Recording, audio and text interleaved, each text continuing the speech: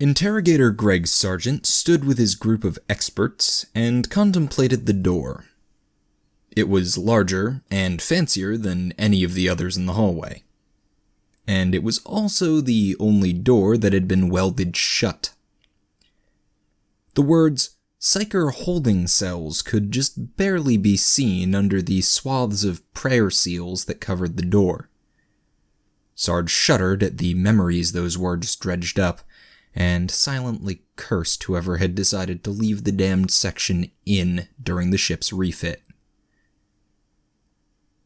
At a wave from Sarge, Chief Engineer Old Bill and Senior Engineer Jim moved forwards. They ignored the official little yellow plaque, which promised a slow and painful death for anyone who opened the door, and began cutting. At the back of the group, Senior Engineer Hannah and the ship's confessor explained why the door had been sealed to a worried-looking xenologist adept. When the xenologist started backing away and suggesting that he really didn't need to personally inspect the cells, Sarge cut in and assured him that the demon which had haunted the place was very thoroughly dead. Once the door was cut open, the confessor led the way inside with a censer in one hand and a flamer filled with holy promethium in the other. Sarge thought the priest seemed disappointed when nothing jumped out and tried to eat his soul. The confessor gave the all clear, and the whole group trooped in and started assessing the cells. The main room was circular, filled with several pieces of arcane machinery, and was connected via very thick doors to a dozen child-sized holding cells. 11 of those cells were open, and looked exactly the same as when Sarge had last seen them. The 12th didn't. Instead of the ominously locked door he remembered, it was a jagged crater, partially filled with debris from its half-collapsing ceiling. The delicate machinery immediately around the crater had been turned to scrap by door shrapnel, and a few clawed footprints could be seen in the wreckage. One by one, the technical experts reported their findings to the xenologist adept. Old Bill reported that the warp presence shroud was missing a certain key component and would be barely functional. The xenologist asked if missing meant it might be found somewhere, and Sarge explained that in this case it meant that the piece was welded into the warp drive. Old Bill recommended leaving that part where it was. Jim followed that up with the news that the cell's psi suppressor had been badly damaged, but he was reasonably confident that by cannibalizing parts and reducing coverage, it could be gotten back up to 80% power. Jim refused to guess whether that was delta, epsilon, or lower-level psi suppression, citing his own lack of any idea how the damned thing worked. The xenologist winced at hearing this. Finally, Hannah reported that all 11 intact stasis units were in working order. The problem was that unless the specimen was going to be child-sized, there was no way to fit it in one. Putting it half inside a stasis field would result in a half specimen. Trying to overlap the fields would result in a rather large explosion. There was no Mechanicus-approved method for kludging multiple stasis units into a larger one. When the xenologist claimed that there was no way anything would work without a stasis field, Hannah grudgingly admitted that Tink and his assistant might have some not entirely orthodox way of doing it. Sarge groaned at that, but didn't actually say anything. Everyone went quiet as the adept digested the lackluster reports. In the silence, Sarge noticed a faint sound coming from the debris-clogged cell. A laser pistol practically materialized in his hands, and he motioned everyone except the well-armed confessor back. As the two men carefully pushed aside pieces of wreckage, the sound grew clearer. It was a sort of far-off chattering, screaming sound, mixed with what sounded like the thump of heavy crates being moved around, and a familiar nasal voice talking to itself. Everyone in the room groaned, except for Sarge, who thrust his head as far as he could into the wrecked cell and bellowed, "God damn it, Nubby!" There was an inarticulate scream and the sound of several objects falling over. When the clattering died away, a plaintive, "Bloody hell, Sarge, what you doing down here?" drifted out from somewhere in the rear of the cell. Sarge began ripping out pieces of wreckage in an effort to find where the trooper was hiding. As he worked, the enraged non-com embarked on what was about to be an epic chewing out. "What am I doing? What am I doing? What are you doing, you little idiot? And why, in the Emperor's name, are you doing it in the psyker holding cells?" Nubby's tone grew panicked as he registered Sarge's fury. "I ain't doing nothing. And you made me promise not to go nowhere near your stupid cells. I'm just minding my own business down at the bottom of the lifts." This gave Sarge pause, and in the silence, the faint chattering screaming he'd been hearing under Nubby's voice finally registered. Sarge groaned as the realization hit him. The confessor, who didn't know Nubby quite as well, asked if he was in the chapel to the Emperor located in the deck below the lift to the bridge. Nubby's hesitant reply of, "Sorta," was cut off by Sarge. "Nubby, are you using the containment area inside the chapel? The one we built around the unholy, screaming crater the Cogton left when he died to store contraband?" "No." "Really, Nubby? Well, not really contraband per se, just like odds and ends." "God damn it, Nubby. It's not like anyone was using it." While Sarge and the confessor both sputtered in a mix of horror and frustration, Jim raised the question of how the conversation was actually happening. Sarge couldn't see anything through the gaps in the debris beside the cell's rear wall.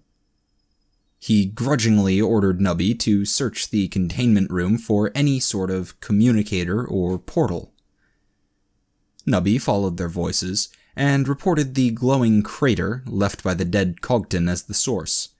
He hesitantly asked if glowing metal could be a portal, and if he should try poking it with something. Sarge's answer was drowned out by a screeching flood of demonic and binary screaming. The noise rose to a crescendo as the far wall of the cell started glowing and a jagged length of metal poked through. The blade flailed around like a snake stuck in a hole, and slowly hauled something that looked like a cross between a lasgun's barrel and a demonic skull out behind it. Sarge leapt aside as the confessor ran forwards, and hosed the back of the cell with sanctified promethium. When the noise finally died down, Nubby's voice returned and asked if anyone had seen where his lasgun had gone after the metal ate it. Sarge told him it was probably time to get a new gun from Tink, and ordered the trooper to return to his quarters immediately, without any of his odds and ends. As the faint sound of Nubby's metal footsteps and curses faded away, Sarge turned to where the xenologist was trying to hide behind old Bill. "Right. We'll worry about that later. Back to why we're actually down here. You've heard the reports. Do you think we can do it?" Okay, just to be clear. Yes.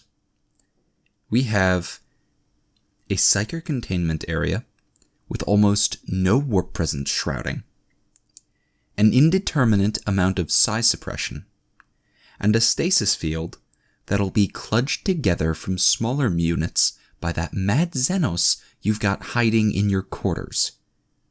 Uh-huh. And you're asking if we can use this area, which is already so tainted that it's manifesting major phenomena, to hold a live Tyranid zoanthrope for a months-long warp voyage. That's right. That is quite literally the worst idea I've ever heard. The All-Guardsmen Party. Tyranid acquisition experts. So no shit, there we were. Heading out beyond the fringes of Imperial space to capture a Xenos Psyker, which we would then have to haul, kicking and screaming, halfway across the galaxy. There were probably shittier missions out there, but that wasn't much comfort. Saying it could always be worse loses its charm when things actually do keep getting worse. The only thing that kept us from labeling it as a suicide mission was the fact that a force from the Emperor's Scythe Space Marine chapter would be leading the actual capture effort. In fact, it was technically their mission. We were just supposed to assist them in the capture, then handle the transport. The fact that we'd be working with and fighting alongside a team of Space Marines didn't actually make us much happier, though. I mean, sure, the Marines are the greatest warriors in all the Imperium. Near immortal demigods of war and all that. But we'd been in our share of battles. Every one of us had seen what inevitably happens when the Astartes get called in. The quickest way for a guardsman to meet the Emperor is to be anywhere within a 10-kilometer radius of one of his angels.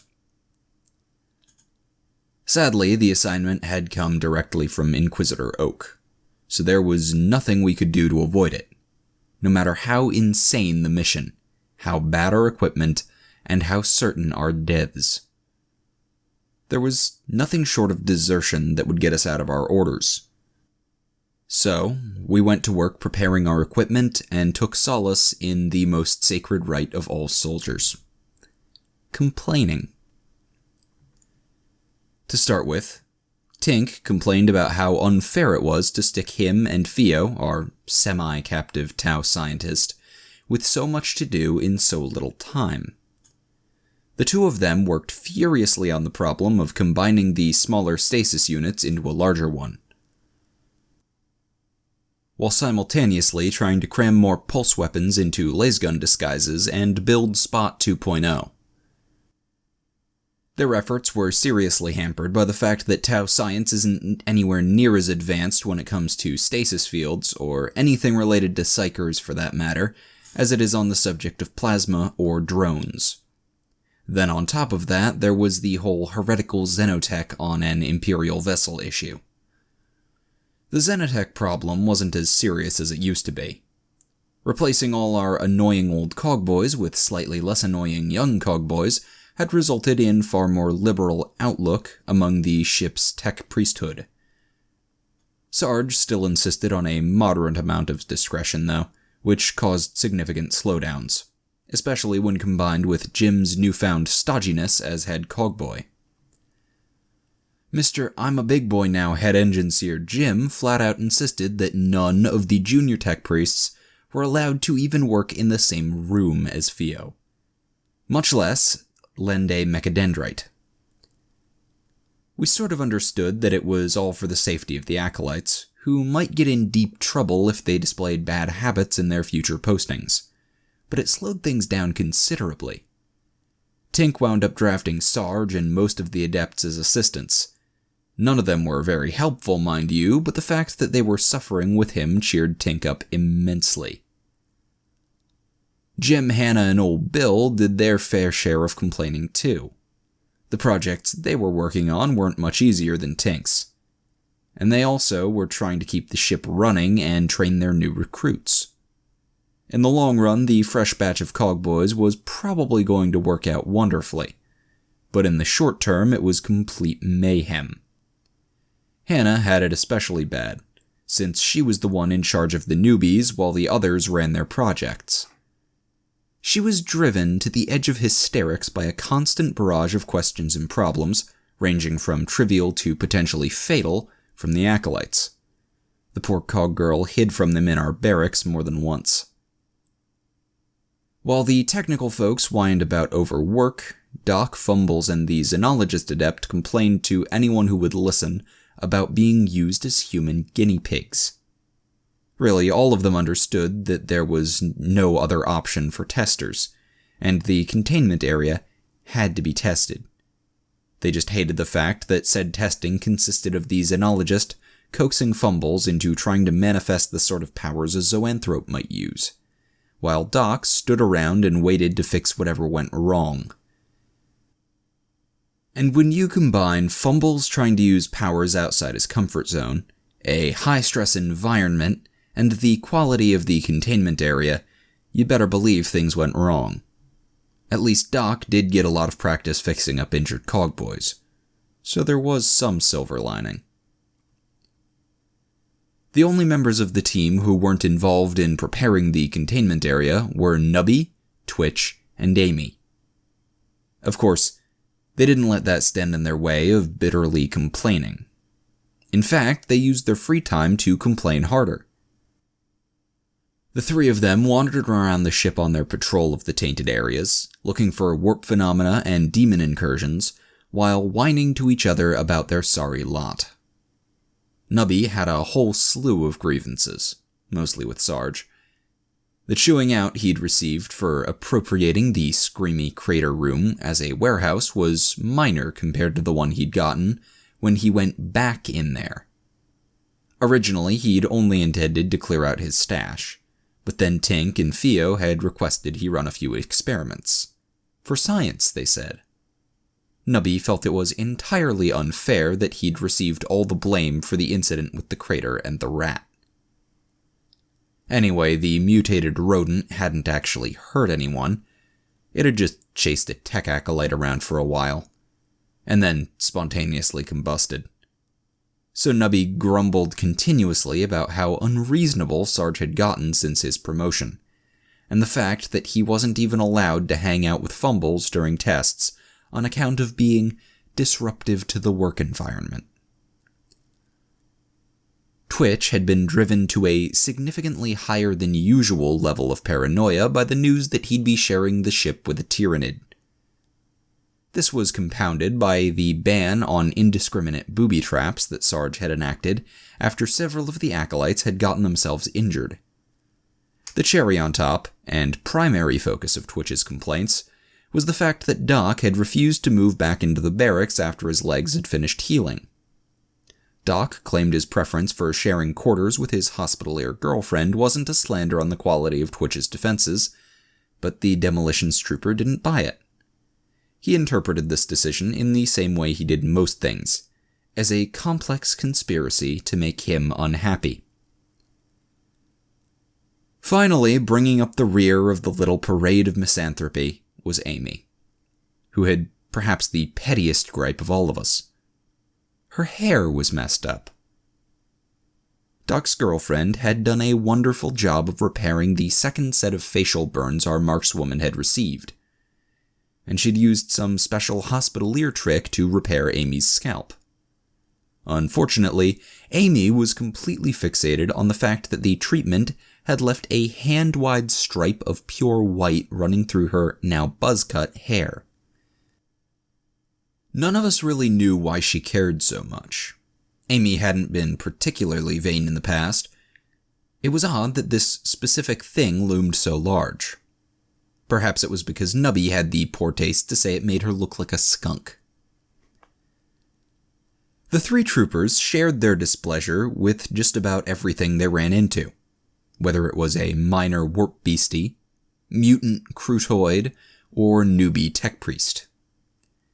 Amy particularly took grim delight in asking every acolyte she saw if they thought her hair looked funny, then doing mean things to anyone who gave the wrong answer. There wasn't a right one. By the time we were nearing our rendezvous, their antics, as well as the rest of the team's general attitude, had reached such a level that the captain actually took notice. It took a bit of work for Sarge to placate the captain, even though the man was ex-Navy and should have automatically understood the situation. Sarge didn't have any trouble getting across that most of our squad had an especially strong dislike for fighting Tyranids, and Psychers for that matter. The problem was that morale is a far different thing on a ship than it is in a trench, so the captain didn't see why that excused our behavior. Sarge eventually managed to explain that while veteran guardsmen can handle just about anything on the battlefield, they have relatively few coping mechanisms for dealing with slowly impending doom. He asked if the captain would prefer to have us staggering around blind drunk, or taking a more proactive approach to staying alive. The captain agreed that a bit of complaining and misbehavior was better than Twitch manufacturing reasons why we couldn't complete the mission. In the end, Sarge promised that we'd be ready for action when the time came, and quietly hoped like hell that he was telling the truth. Luckily, it turned out he was. On the final day of our warp travel, everything started to come together. The first break was when Tink and Theo successfully managed to put the largest servitor on the ship into stasis. Actually, it was originally the second largest servitor, but the overlapping fields had gotten out of sync on the previous test and messily rearranged that hierarchy. Anyway, the test was such a resounding success that they hauled the whole thing down to the cells and crammed fumbles into it before anyone could stop them. Aside from how long it took them to safely get our psyker back out of there, the live test went perfectly. Fumble's aura completely vanished when the field was activated, and everyone working in the cells cheered. Even Jim seemed happy, despite the way he was chivying his acolytes out of the room and explaining that they were definitely not seeing a Tau or a techno-heretical stasis device. The news that we'd be transporting a stasised Tyranid psyker, as opposed to one that was actively trying to kill us, perked everyone up. All of us set aside our little distracting grievances as our warp voyage ended. Well, except for Amy and Twitch, that is. The demolitions trooper's behavior wasn't surprising, but the fact that Amy had to be restrained from beating Nubby to death with the bottle of hair dye he acquired for her was worrying. Fortunately, neither of their obsessions prevented them from prepping for battle, and everyone was ready to kick some ass when we finally reached our destination. When I say we were ready for action, I mean it. We were literally standing in the shuttle bay when the occurrence border came out of warp. The Space Marines weren't going to catch us sitting around and asking for 5 minutes before the mission. No siree. So it was sort of awkward when there wasn't anyone at the rendezvous. We stood in the bay for an hour before we gave up in disgust, while the rest of us wandered off, muttering blasphemous remarks about the Emperor's Angels of Death and their idea of punctuality as we did so. Sarge headed up to the bridge to see what the hell was going on. We'd really expected to find the Marines there ahead of us. It's not like we had a very fast ship. We'd even entertained the faint hope that they'd already have the zoanthrope tied up and ready for us. Either way, it'd be a matter of in and out before the Nids even realized we were there. At least, that's what we'd hoped for. It was rather unsettling to find ourselves sitting absolutely alone at the far end of a hostile system. It didn't stay unsettling for long, though. When we took a look around and saw just how hostile the system was, we bumped the situation up to outright terrifying. Now, we'd all read Oak's orders. It was obvious that the system would be a battleground. Not even Marines are suicidal enough to try this sort of thing in a wholly Tyranid-controlled system. None of us had been optimistic enough to bet on finding a system that was being cleansed by a massive Imperial fleet. but we'd hoped that our destination would be some Imperial frontier world that just wasn't on our maps. Preferably one that had just been reinforced by a few regiments of guard, and was fighting off a very small splinter fleet.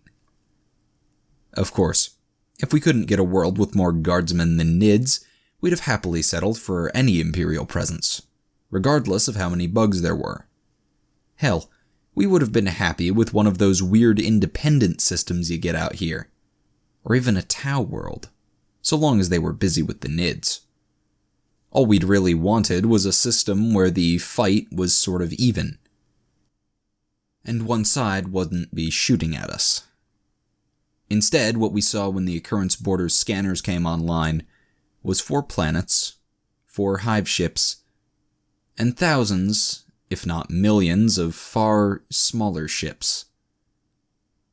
A closer inspection revealed that the little vessels were inorganic, and that they were attacking the hive ships with mixed success.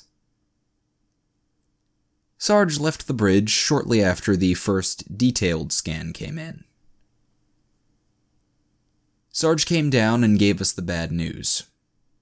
It was something we needed to know after all, but he took the precaution of stopping at the medbay on the way down. Even with the heavy trank and the hospitalier's help, Twitch nearly managed to escape into the ship's pipework before Sarge finished telling us about the little ships. They hadn't been Imperial, or Tau fighters, or even Eldar for that matter.